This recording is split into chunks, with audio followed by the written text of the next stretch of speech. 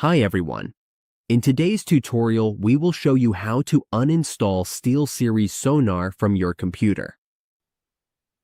If you no longer need the program or are experiencing issues with it, we will guide you through how to remove it completely from your system. Let's get started. On your desktop, we will open Settings. To do that, just click the Start button, and from there, you can see the Settings option. Go ahead and click on Settings. Once you are in Settings, click on Apps, then go to Installed Apps. Here, search for SteelSeries GG or SteelSeries Sonar. You can also scroll down to find it more easily. Once you find it, click the three dots next to it and select Uninstall. You will be asked to confirm, so go ahead and click Uninstall to confirm.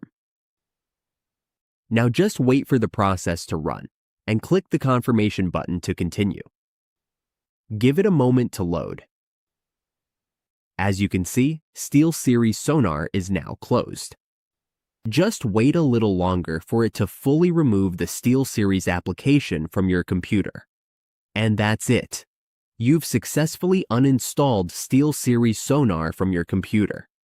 Your system should now be cleaner and ready for other software or updates.